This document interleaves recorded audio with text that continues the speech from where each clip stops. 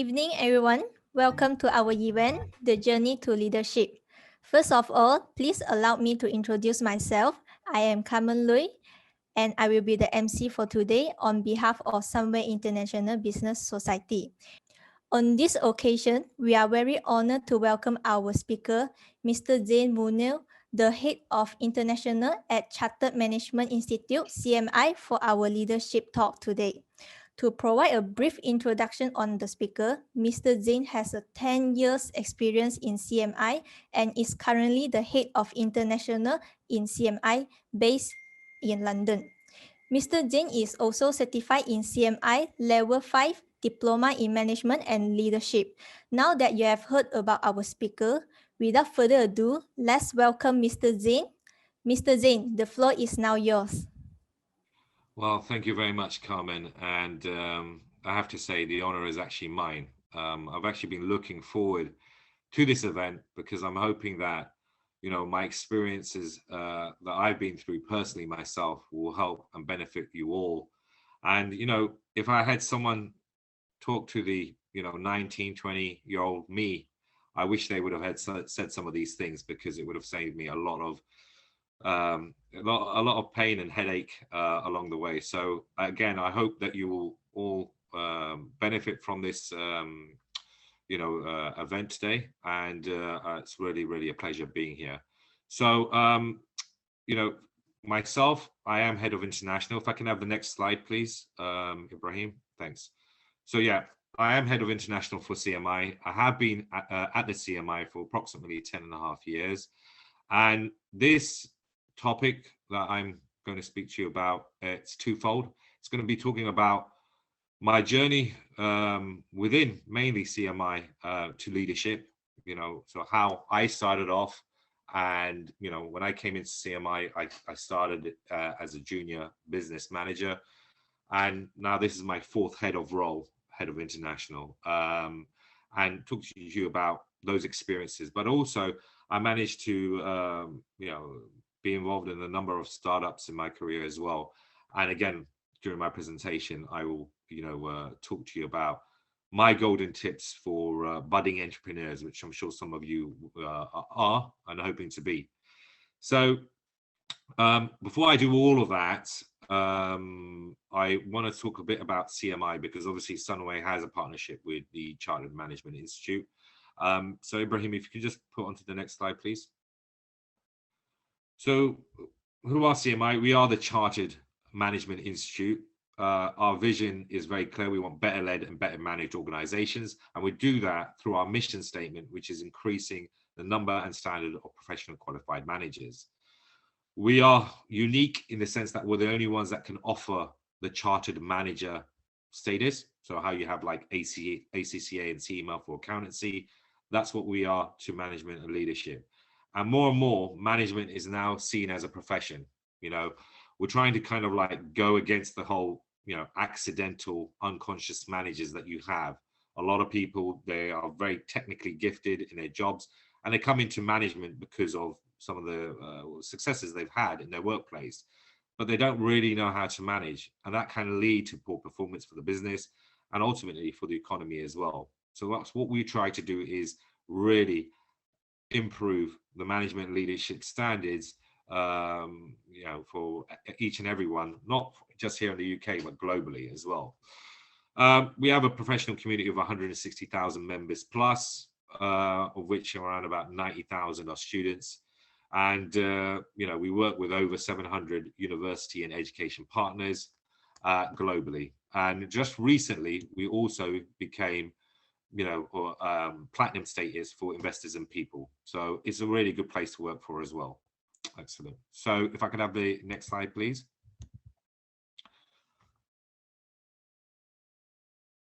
Thank you. So again, this is a snapshot of our partners. We work with, it's actually more closer to 200 corporate partners that we have, over 510 education partners.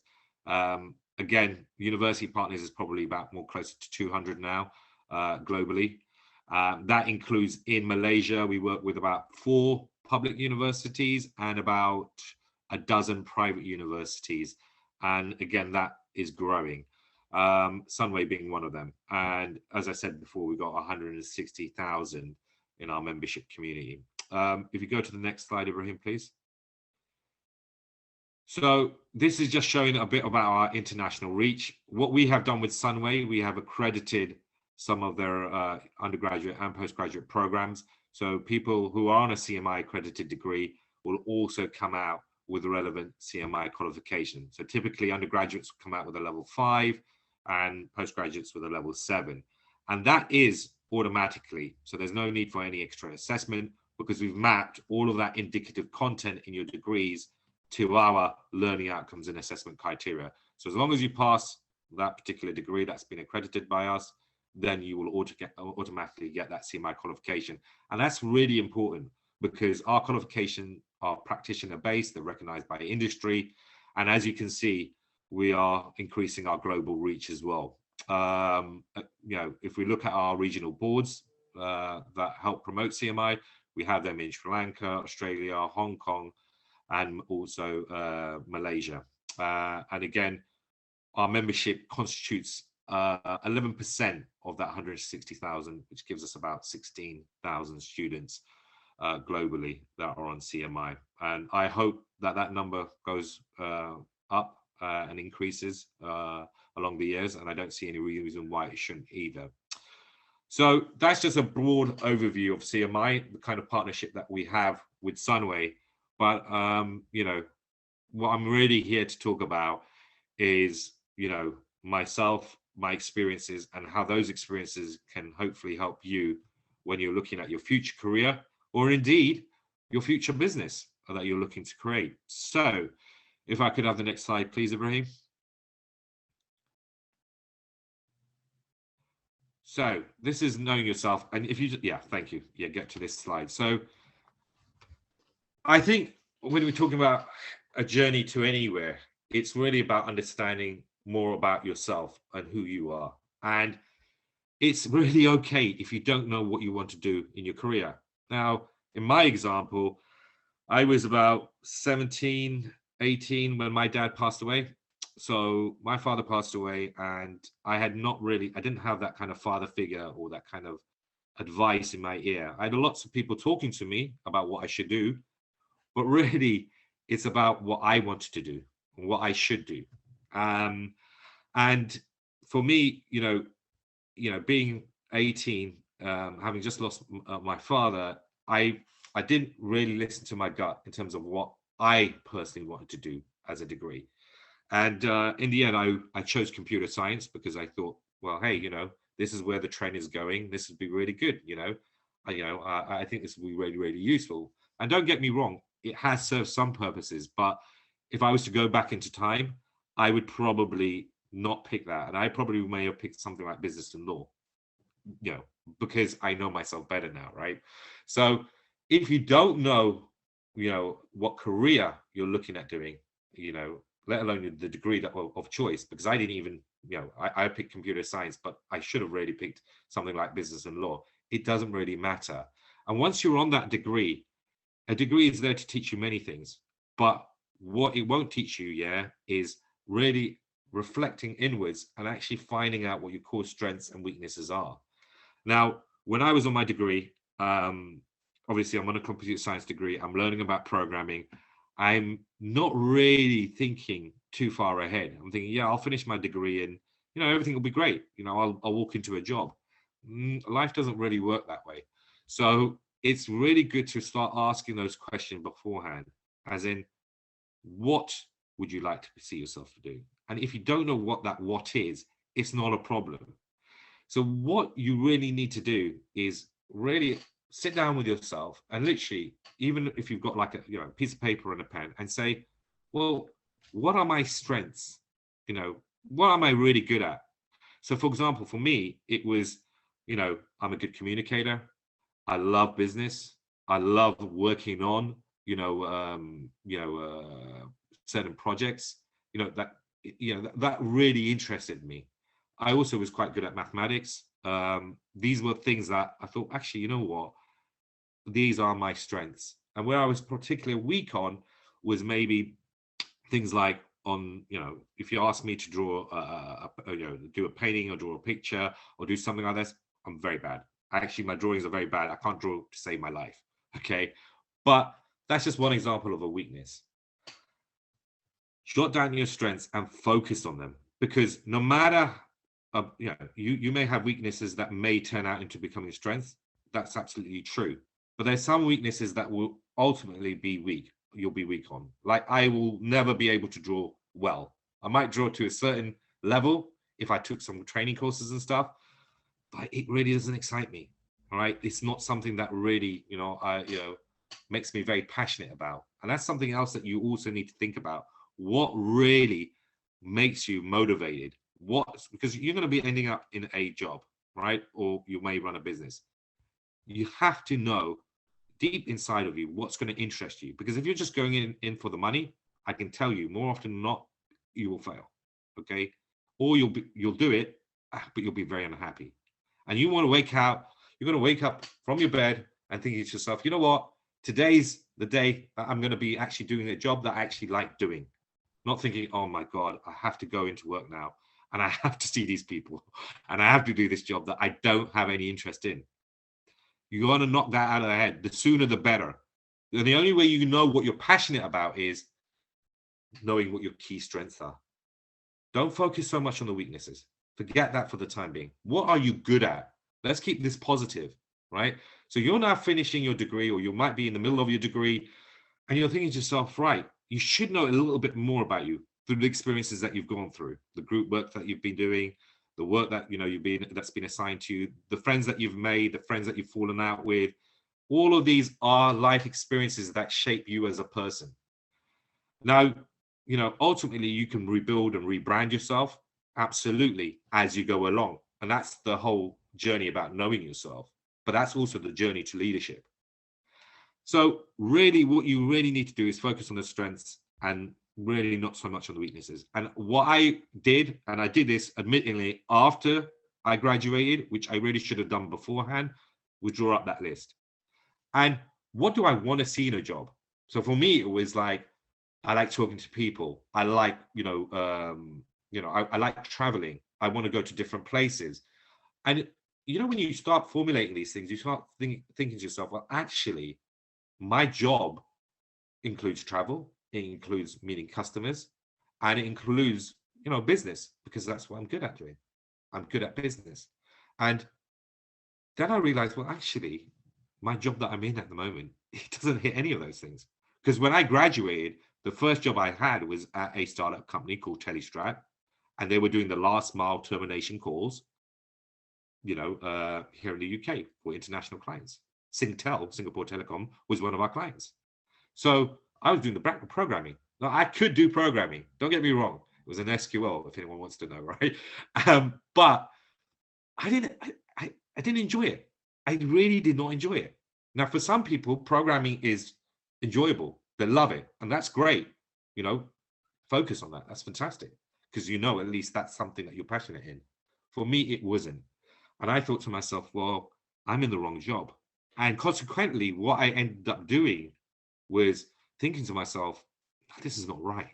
So what the next jump for me was actually, because I had been in a startup, was to create my own startup, okay? And do it on things where I felt passionate about. And I felt like, yes, you know what? This is something that, I actually enjoy. I think ultimately also with knowing yourself is believing in yourself. I think a lot of times, and I'm probably, I'm probably my worst critic, right? But you have to really love yourself and actually know that this is things that you're actually good at. Don't second guess it. And don't surround yourself with people that tell you otherwise. Okay. But with that comes self-awareness and how others see you. And when I say others see you, I'm not talking about people who are jealous, people who are haters. I'm not talking about any of these people. I'm talking about people who are close to you and you can trust their opinion. Yeah. How do you come across? Because ultimately, if you're going for a job, you will be interviewed. Now, I've interviewed many candidates, many, hundreds. Like I said, this is my fourth head of role. And one thing I'm really shocked at is how some people are just not self-aware. of how they come across. So whether it's appearance, whether it's the way they speak, whether it's underselling themselves, these all count. So being self-aware is about how other people view you, and when you go to the working world is very important, because when it's coming to that journey to leadership, you want to be recognized for the work that you've been doing, but ultimately you want to be promoted as a result. Now, you can't do that if you're not self-aware about yourself and how others perceive you. I've I've had people, in CMI, in the workplace, that do not know that they're not speaking in an appropriate way, right? It's just, either using slang or it's just not the correct way. And therefore they're not perceived in the right kind of way. Or some people are saying, well, you know what, I never get promoted. Well, because no one knows who you are. You're not involved in different projects. You're not being visible to the organization. So how are you going to get promoted? Part of the reason for me, my next going level up is director. That's what I'm aiming for. And platforms like this allow me to, reach towards that goal, public speaking, getting involved in different subject areas, being able to talk about them. So these are just kind of like some of the, things about knowing yourself, but knowing yourself is really important. And hey, look, you're never truly going to know yourself until your late 20s and your early 30s, because there's going to be experiences that you're going to be going through that are going to shape you as a person. Hey, I'm a lot different to that 20-year-old me, right? And that's because of my experiences. It's shaped me for the person who I am. I'm even different now. I mean, I'm in my 40s now, yeah, believe it or not.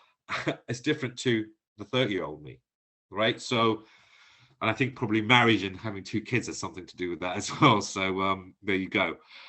Okay, so Ibrahim, if I can have the next slide, please.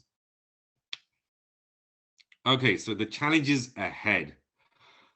Okay, so what was it like for me? It wasn't great for me. I wouldn't say it was completely bad for me, but it wasn't great for me. I just lost my father at the age of 18. I was in a situation where there was 5 of us, and it was my mother and 5 kids. I had 2 older sisters. They had, they were on the brink of finding a job. So money was really, we were struggling, it wasn't great. My dad was a solicitor, self-made. Okay. So, I came from a good background.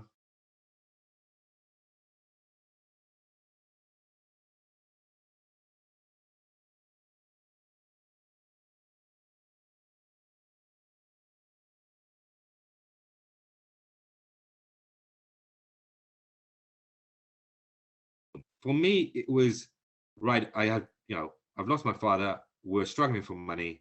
I went into a startup, and I gained a lot of valuable experiences for me. But I had a lot of people talk in my ear. And I told you, I chose my degree because of what people were saying around me. I think there are people, wherever you go, they're going to get good and bad. And you are going to have people who have negative energy. Stay away from those people. It's as simple as that. But ultimately, I think where you guys can really gain the most of is how it was for me entering CMI and how I rose through the ranks. And those challenges, my first day at CMI, I'll tell you exactly what it was like. It was me and one other person of color. The rest were just white. Okay.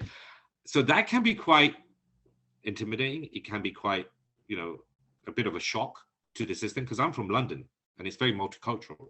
Our head office is in Corby at CMI. So when I joined and I was introduced to the whole staff, it was just me and one other person of color. And I thought to myself, oh boy, what have I joined here, right? What I didn't, and what I realized afterwards, that actually all of these people were lovely people like you and I, right? And I shouldn't let that intimidate me.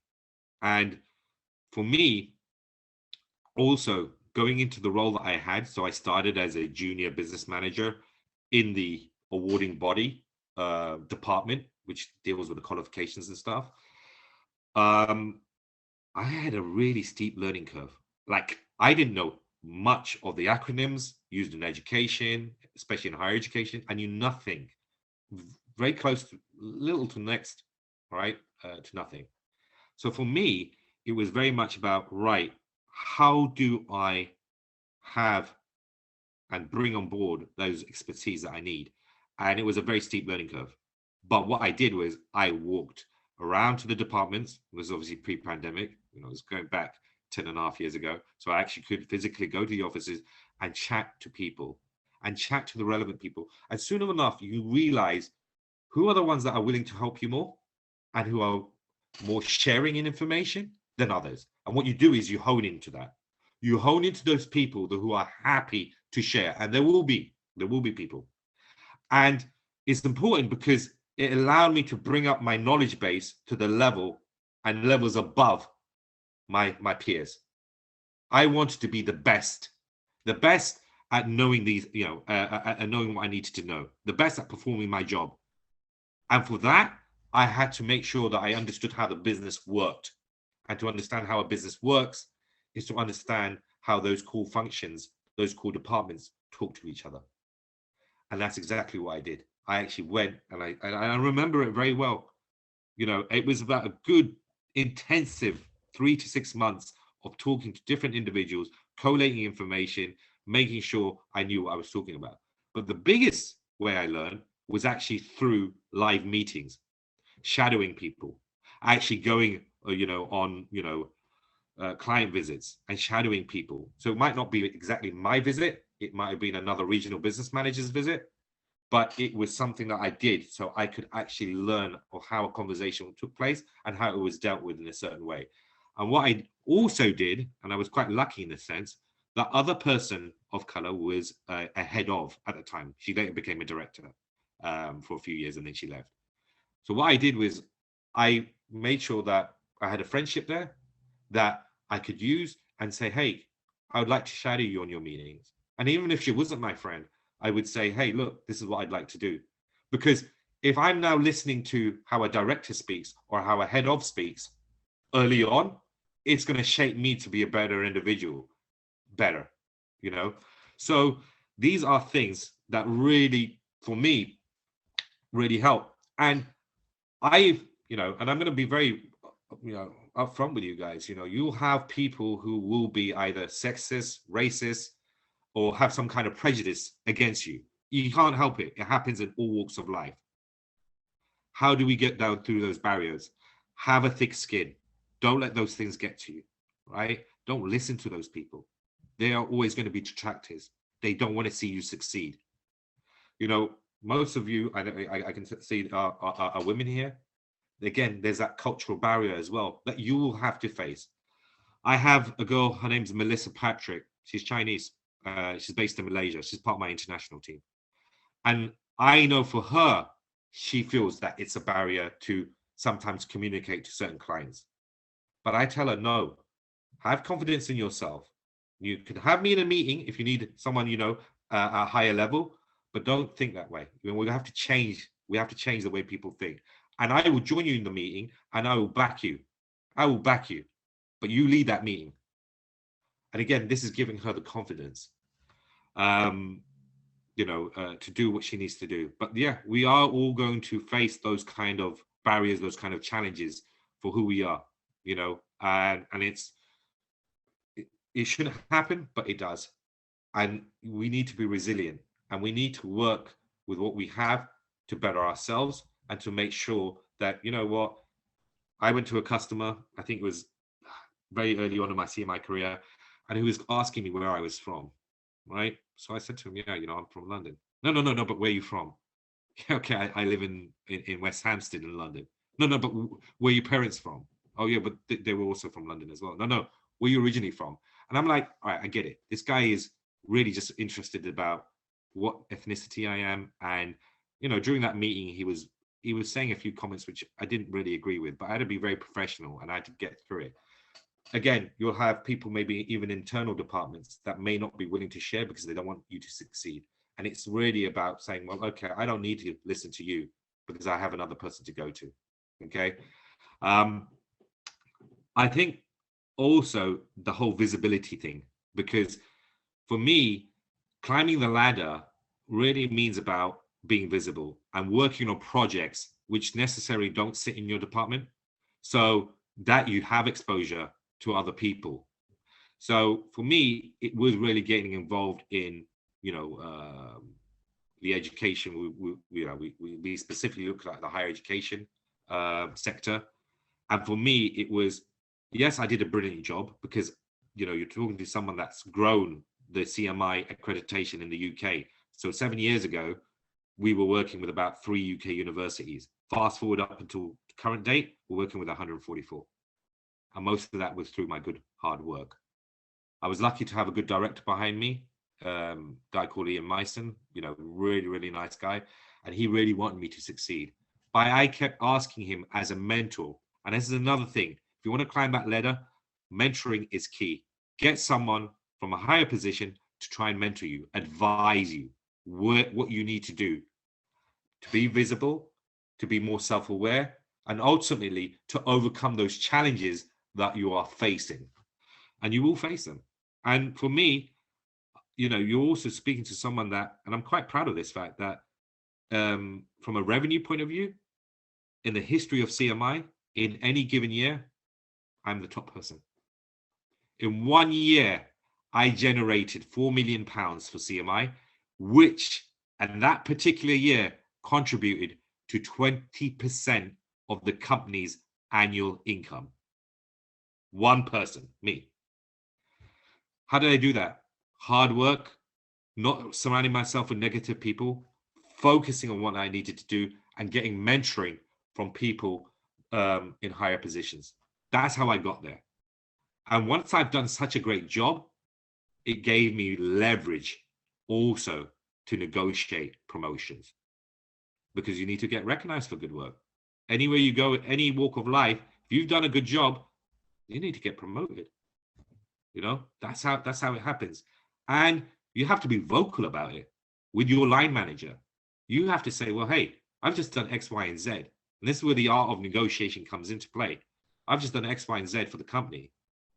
Surely, this should lead to something else. Have things documented. And if they don't listen to you, you have HR involved, because we have appraisal systems for a reason, and people should be following them. Okay, can I have the next slide, please?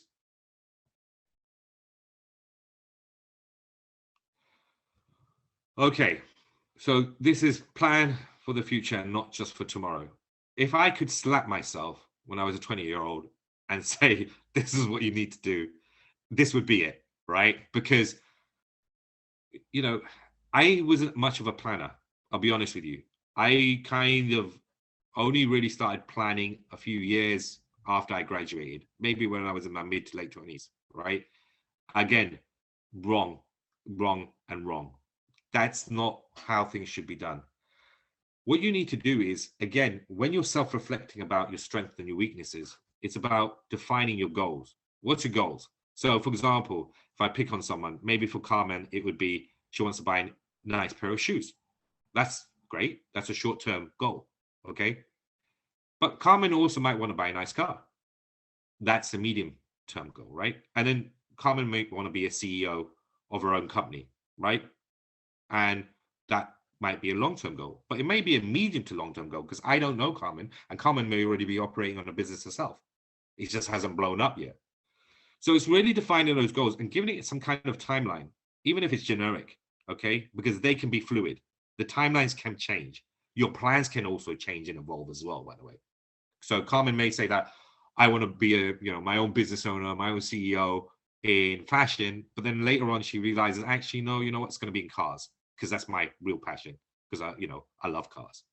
So again, finding out what your goals are, defining them, and giving it some kind of generic timeline. Now, if I had told myself that, hey, look, you know what, I want to be in business, I want to work for a company that's reputable and that has got global presence, and I want to be a director in 10 years' time, I could have done that. And believe you me, rather than being a director or looking to become a director very soon, I would have been a director maybe about 5, 6, 7 years ago. That's the difference, guys. There was a lot of time wasted, and I did waste a lot of time. I'm not proud of that fact, but it's because I did not have a plan in place. And it's also visualizing where you want to see yourself in the future and having that visual to motivate yourself, because it's hard. It's a hard grind out there. You work in for a company, you're expected to work a number of set hours, no matter wherever you go. And when you come back home, all you want to do is you want to relax, maybe put on Netflix, watch a bit of Squid Game or whatever is currently going on right now, and and just zone out. But I'll tell you one thing: your energetic levels, and energy is a very hard thing to harness and manifest. Yeah, that the highest in your 20s. I'm not saying you can't be energetic when you're 30 or 40, but there's a certain dip. I've seen it. I know it. Okay. Because, eventually you guys will maybe, have families and, have kids of your own, or maybe even not. But there is that certain zest. And that's when you need to make most of it at that time, which is now. Managing yourself and managing your money. Now, I remember I've heard a lot of inspirational figures talk about this, but one thing, I think it was Peter Sage said this, is look after yourself, health-wise and mentally. Because if, for example, I'm obese, let's say I'm not, but I'm just saying if I was to be obese, yeah, I'm not going to be energetic.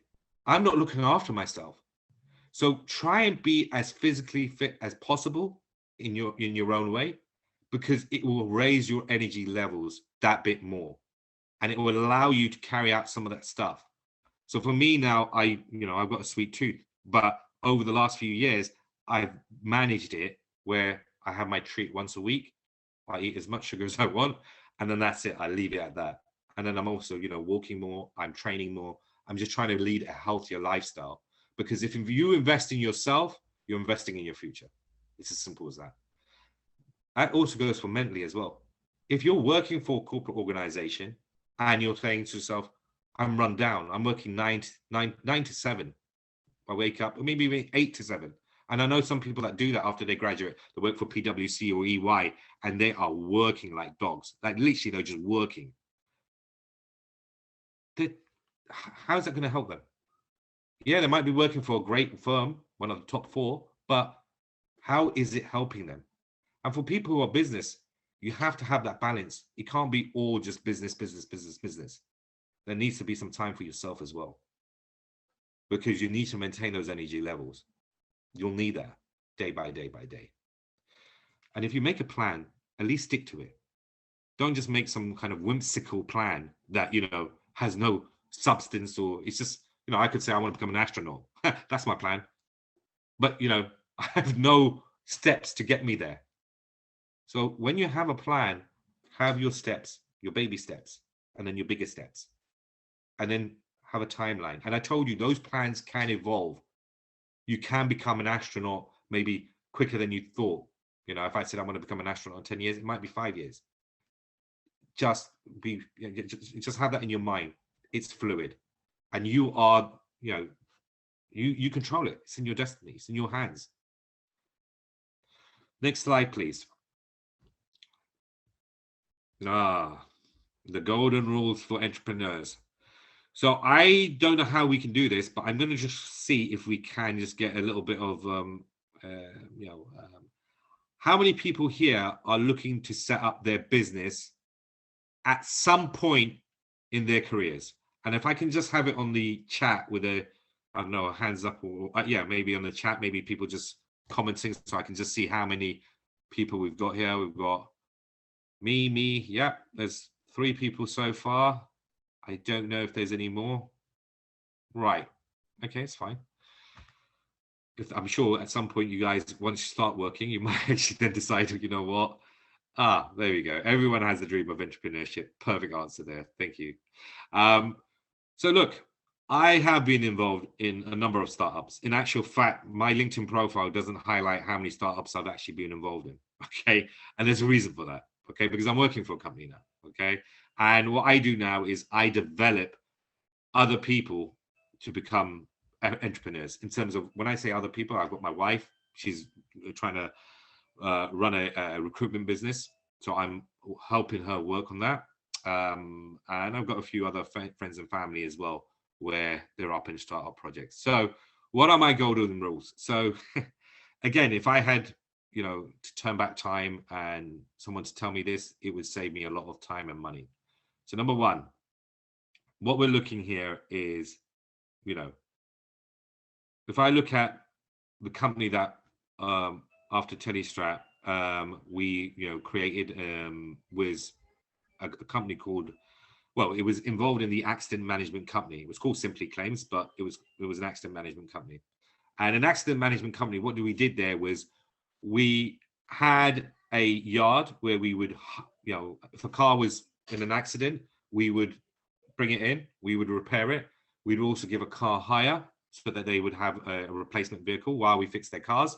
And then, I don't know if you have it in Malaysia, but here in the UK, we have something where we have accident management claims. So when someone has an injury, we can process that. And believe it or not, you have solicitors who will work on that injury case and pay a referral fee to us of anywhere between £500 to £700 per passenger, per person, right? So if it's a driver and 2 other passengers, that's 3 people, times that by £500 to £700, just for referring a personal injury case.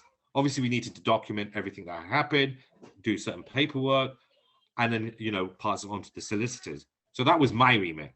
Okay. So I had business partners who dealt with the car hire. I had another business partner that dealt with the car repairs. But for the personal injury, it was really my remit, dealing with the solicitors. And because my old man was a solicitor, I had a lot of links, through him. Obviously, he had passed away well before that. But obviously, through family, friends, I knew solicitors.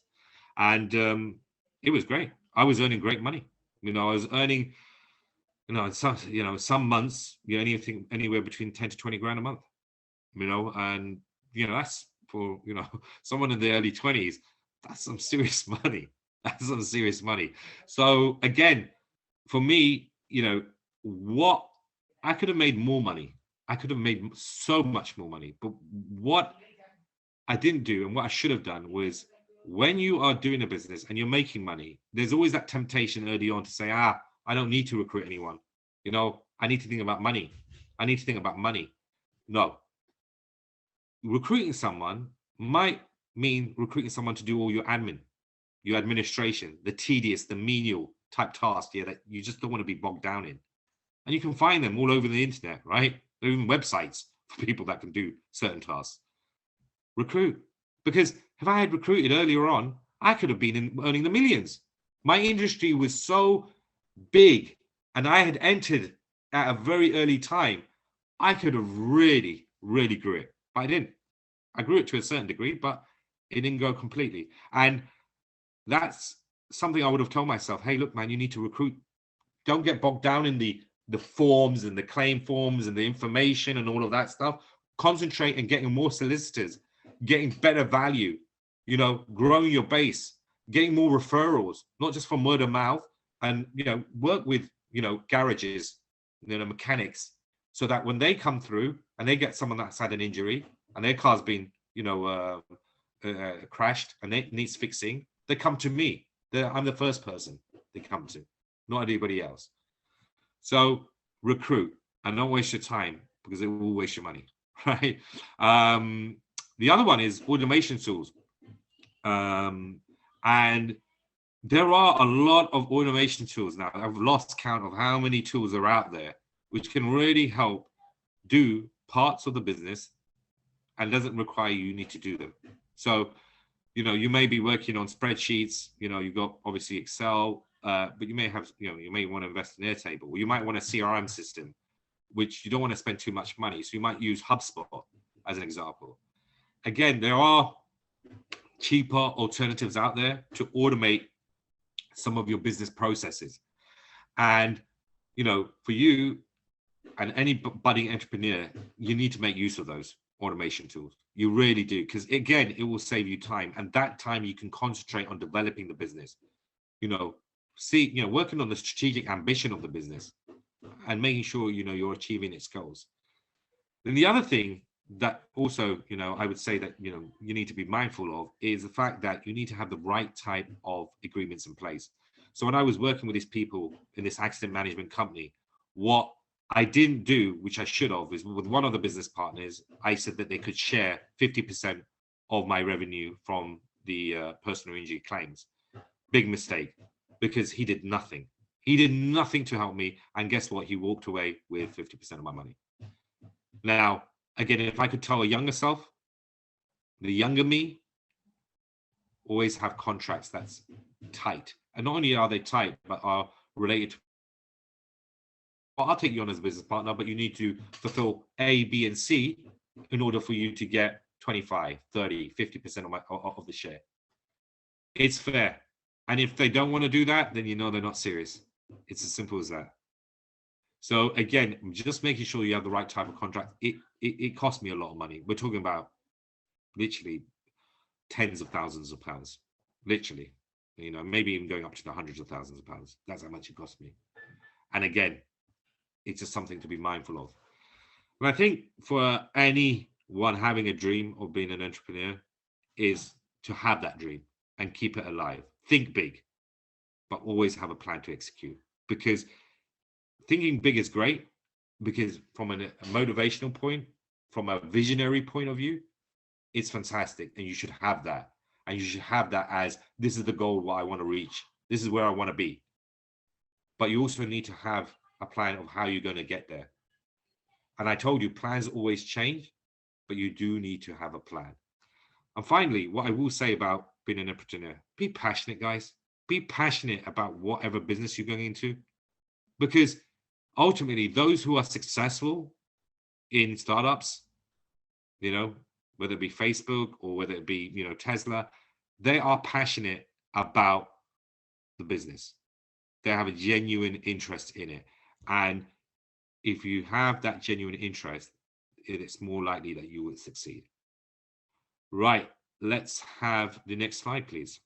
I'm just conscious of time. I'm just going to try and do another 5 minutes. So we are concluding thoughts now. So to summarize, look, I've said a lot of things, all right? But for me, these are kind of like the top kind of things that you need to think about. Number one is planning effectively, which I've already talked about.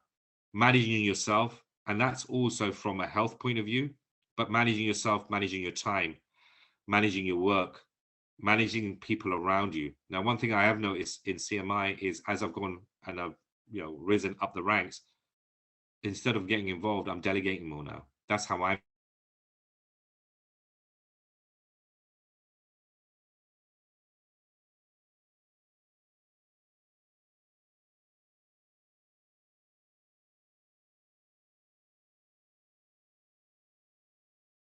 ultimately, can you guys still hear me? Sorry, just as, can you guys hear me? Yes. Okay, great. Thank you. Yeah. So ultimately, you want to manage yourself effectively and the resources around you. And then also prioritize, guys. What is a priority? Now, again, I'm going to use Carmen as an example. Sorry, Carmen. But for her, buying those expensive pairs of shoes, it's not really a priority for her, right? I mean, she may have another 5 or 6, you know, at home. So for her, it may be actually, you know what, I want to set up that business and I want to make it work. So you have to make sacrifices, guys. No matter wherever you go, you have to make sacrifices. And at the end of the day, when someone says to me, oh yeah, well, you know, I really want those pair of shoes, or I really want that, well, then you don't really want that successful business. You know, I know you want it, but we want a lot of things, guys, in life. But ultimately, you'll have to be prepared to make sacrifices. And starting up a business, as nice as it sounds, is even more hard work than actually working in a job, right? I'll tell you that now, 110%. Get that work-life balance right, guys. You will need to be mindful of how you are physically and how you are mentally. It's important because it's going to get the best out of you. And remember, and this is another thing, you know, we talked about the challenges, we talked about, you know, my rise through CMI. The one thing that always helped me was me thinking to myself, I'm not the finished article. I can do better. I can be better. Ask the right kind of questions, guys. You need to be asking yourselves the right kind of questions, but you need to be asking other people the right kind of questions if you really want to get the most out of yourself. Look at Ronaldo. I think most people know who Cristiano Ronaldo is. He's 37 years of age, or soon to be 37, and he's playing in the Premier League here in the UK. And I can tell you right now, yeah, that's a very tough league. Yeah, and at his age, it's an amazing, but it's hard work and dedication. This guy has changed his diet. He doesn't sip one sip of Coke, right? This guy is dedicated to the core. But he always says to himself, I can improve. I'm not the finished article. Yeah, he'll claim he's the best in the world because now he's got all the accolades and stuff. But he still is continuing to improve himself. And he's evolved himself as well as time's gone by. From a winger, he's now playing more of as a striker, where he doesn't have to do as much running, but it's more in bursts here and there. Because obviously, he is 38, or soon to be 38. So again, his kind of ethos and the way he's done it is he's never the finished article, and he keeps improving himself. I've done the same thing with CMI. And that's why I got my CMI level 5 qualification. That's why I became chartered. That's why I became a fellow of my institute. Because if I'm living and breathing the values of CMI, guess what? I'm becoming visible. I become visible, and people see me internally, managers, directors, they go, you know what? This guy needs a promotion. This guy's done great work. Or this guy's just achieved this. It all helps. And my qualification, believe it or not, really helped me to self-reflect about those core competencies and what I should be adhering to.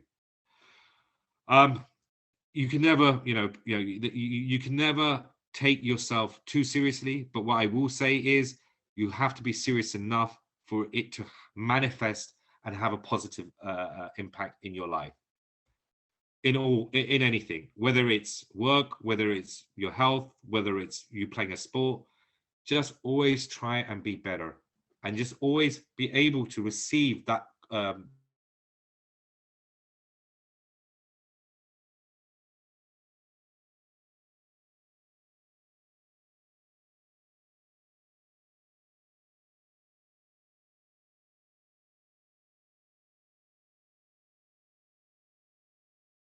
possible, automate where you can, and making sure that you have those contracts fit for purpose, and ultimately doing something that you actually believe and are passionate in are the golden tips. They really are. The rest is then really up to you and how you want to do it, whether it's in tech, business, sports, science, media, whatever. So I don't think I'm the finished article. I still got a way to go, right? Even if I reached CEO level for CMI, I would still believe I need to keep evolving and keep with the times, because that's what happened. That's what happens. Things will always, throw you a surprise in life, like the pandemic. No one really guessed the pandemic was going to hit us. Plan and plan effectively. So I'm going to end it there. Next slide, please, because I think the next slide is let's discuss. Let's discuss is your chance to ask me any questions or any thoughts you want to share with me and this group. So over to you.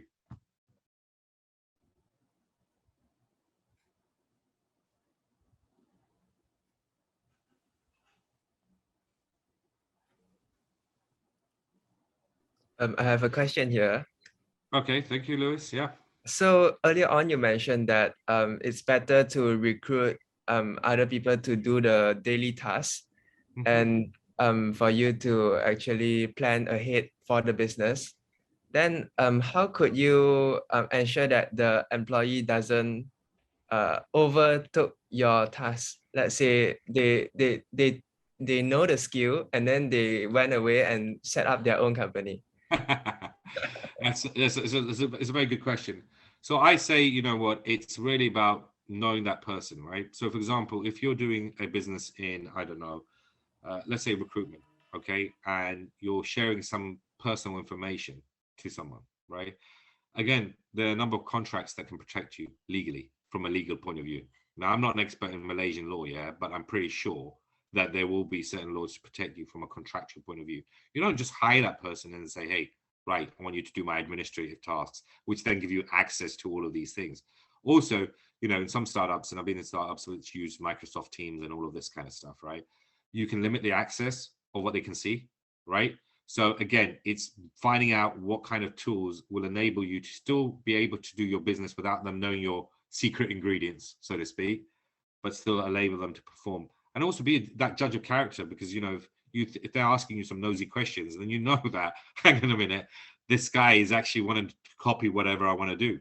And I want to keep this bit of a secret. So I think having some contracts to protect you, certainly, from a legality point of view, and also making sure that you're not exposing your business 100%, but just for the task that they need to do or they need to carry out, would be my answer to that. Yeah, thank you for the answer.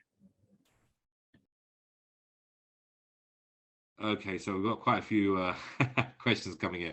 So one is about a saturated market like tech, and, you know, how can entrepreneurs lead the market in a saturated industry? I suppose that's a good question. My answer to this is, like, you know, you can put recruitment in that, because there are so many recruitment companies out there doing the same thing, which is recruiting people for jobs. That's what they do. Tech, it's the same thing. There's a lot of tech companies out there. Don't worry about that too much. And I'll tell you why. Because business work.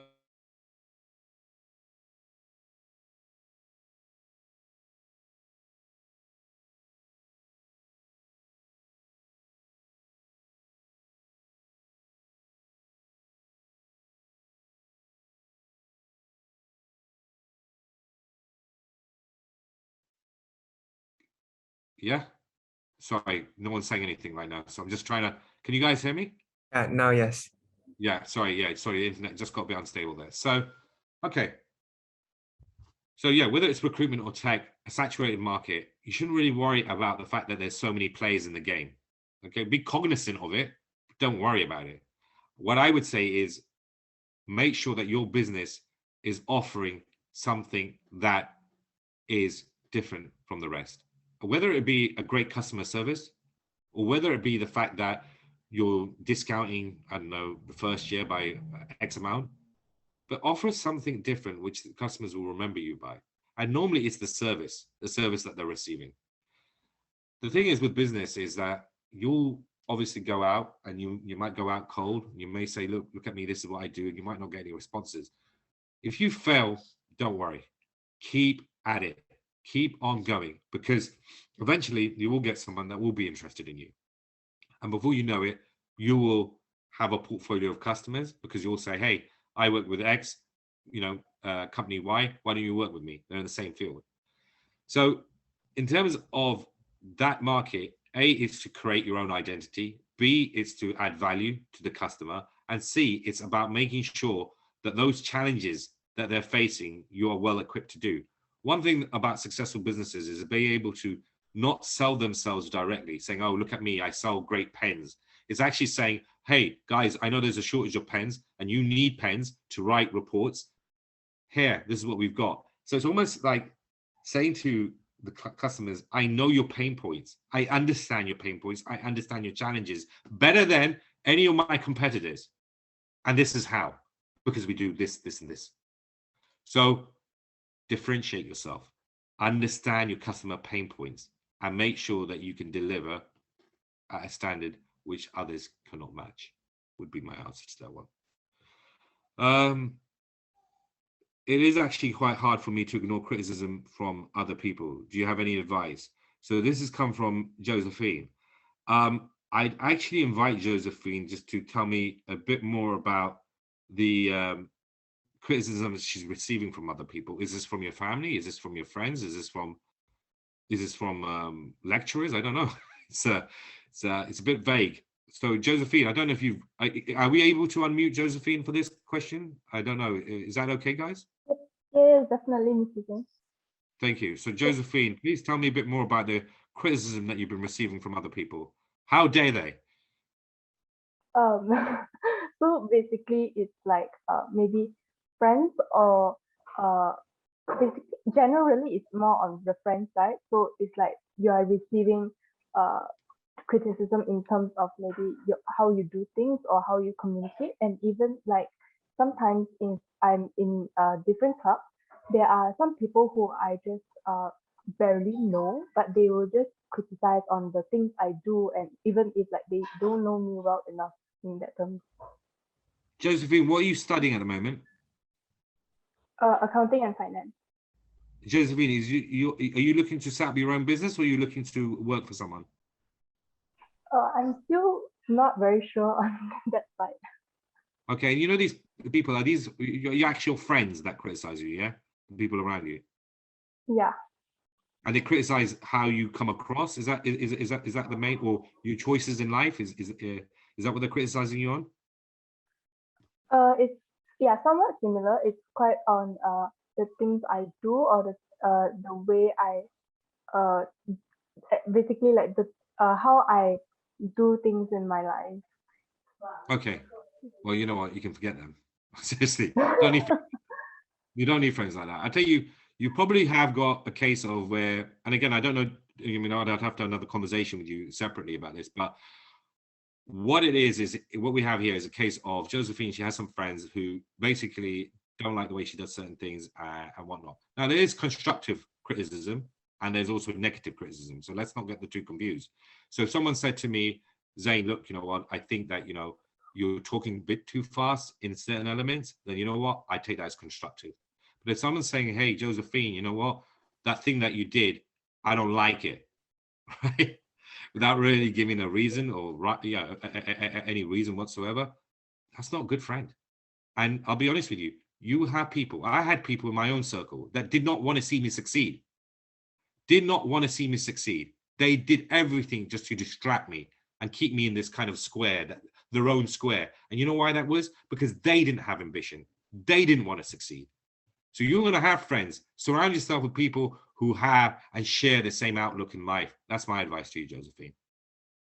And if you want to reach out to me for a bit more advice through the SIBS, I can arrange a one-to-one session with you. Not a problem. More than happy to do that. All right, sure. Thank you, Mr. Zain. No worries. Because I think there's a bit more to this, and we haven't got enough time to unearth it. But again, I'm happy to do that on a one-to-one basis. Zain, you mentioned the importance of managing health and time. Can I know how you do? This is a good one. I like this. Who's this from? This is from Lim. Okay, fine.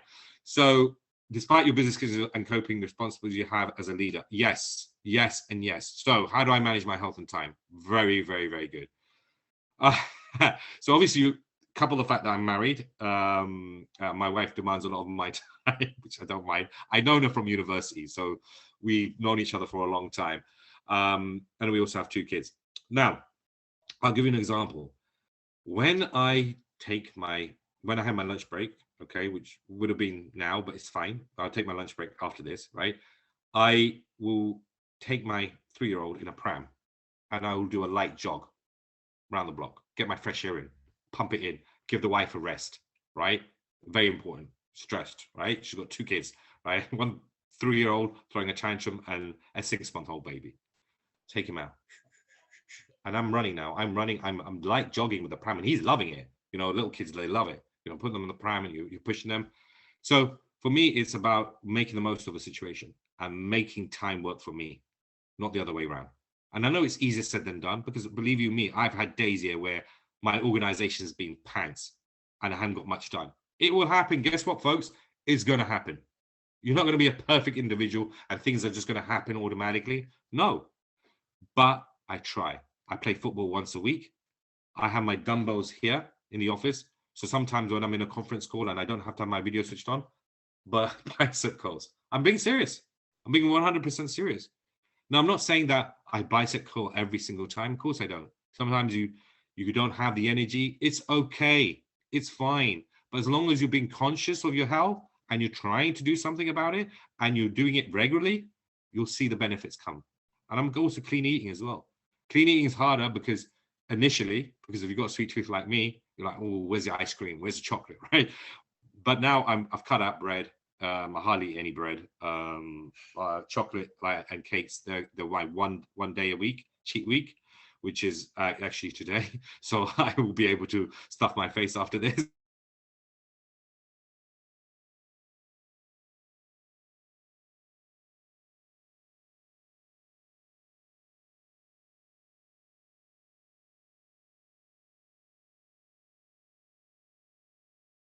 your time as effectively as possible. And oh, by the way, the other thing as well, I will just add to that is, you know, when it comes to family and work, after 6 o'clock today, all family, my phones are out of the way. I don't look at work. So when I'm at work, give it my best, boom, boom, boom. Lunchtime, set times, I take the kids, but then it's back to work, and I do it like that. So you have mentioned mentorship. May I know how do we find a mentor and how do we approach them for mentorship? Very good question. So very quickly on that, if you are on a CMI accredited course, then you'll have access to our mentoring service where we have about 1,300 members. Sorry, 1,300 mentors where you can look at their profiles, and at any given time, you're allowed to have 3 mentors, and it's all done online. Now, if you're not on a CMI accredited course and you're studying, I would probably ask your lecturers or people within the academia, you know, someone who you respect, someone who you value their opinion. You have some bad lecturers, you have some good lecturers. It happens everywhere you go. Try and find out there. How about your family and friends? You may know an uncle, an auntie that has, you know, that owns a business or is running something successfully. Get mentorship from them. And if you don't have any family or no friends, and your, you know, academia is, you know, pants, they can't mentor you for anything, come to me. I'll mentor you. Okay, I'll mentor you. You know, I'm on LinkedIn. I don't make no secret of it. I'll mentor you. Okay, I hope that helps with you, Liang. I've talked about work balance, but I will just say one more thing before I go to the last question, which is work balance is so important, guys. You know what? Literally, me waking up a bit earlier in the morning, well, I have to anyway, because I'm working with international clients. I wake up at 6:30. I love my sleep. I love it. I love it. And you know what?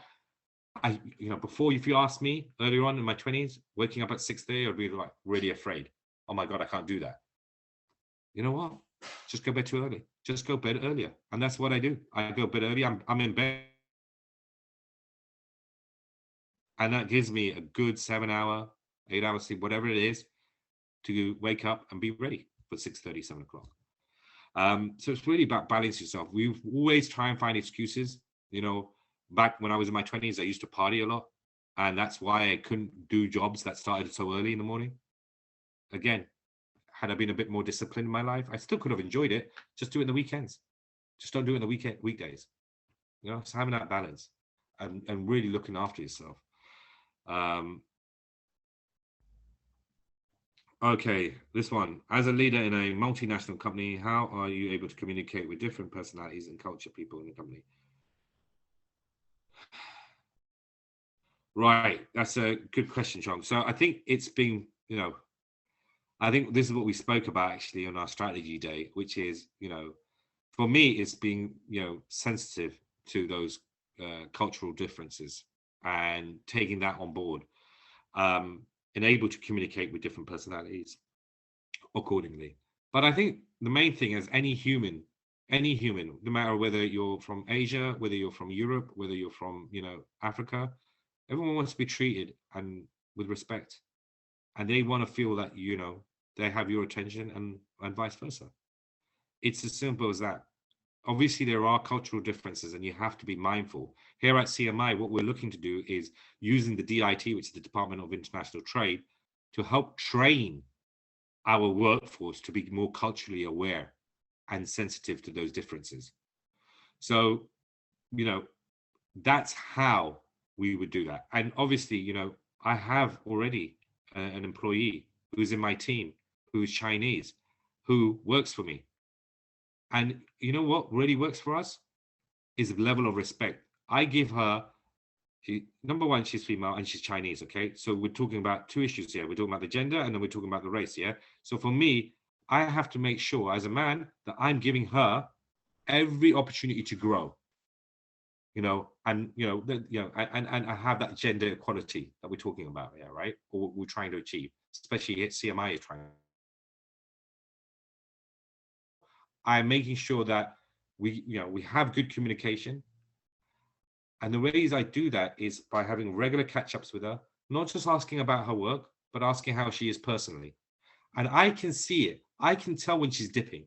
And I will say, hey, Melissa, why are you up at 9, 10 in the evening doing work. You can't do that. You need to think about yourself. So having that well-being and welfare for your staff is so important. But at the same time, I have to also make her realize and be very clear. It's that whole piece about communication. I come back to it. Communicate. This is what I want from you. Respectfully, this is what I can give you. This is what you could achieve. And these are the parameters in what you've got. Here are your tools. Being clear, being able to communicate, and being able to really coordinate and also involve those cultural differences that I spoke about. That's, my answer to that question. And I've got a thank you from Yi, so thank you as well for asking me that question. I'm just scanning here. Is there? I think that's it. Is there anything else that anybody wants to ask while I'm here? Mr. Zain, one more question from my side before we wrap up. How do I know I have already gained leadership skills? How have you known that you've gained leadership skills? Yeah. So look, I think that's a very good question. I think being a leader for some people comes naturally, right? Some people just take that lead of being a leader naturally, and some people you have to work on it. Okay, I think it's when you start noticing that you're influencing the people around you in a positive way with the things that you're doing. That's a leader. A manager is working on managing a set, it's operational, isn't it? It's being, executing a set number of tasks, making sure those tasks are being managed to a high standard. A leader is someone that influences, and shapes the direction of a company or the company that you're representing. So I think that's when you'll start noticing that you've become a leader, when you are more involved, when your voice is being heard, when you are mentoring other people and people are being mentored under you. That's when you so I would say it's actually when you realize that you are having an influence or an input to your organization or your business. I think that's when you know that you're leading. Okay. I think there's no more question from the participants. So thank you very much, Mr. Zain. It was an impressive and insightful talk. I am sure all of us learned a lot today. Thank you once again for sharing.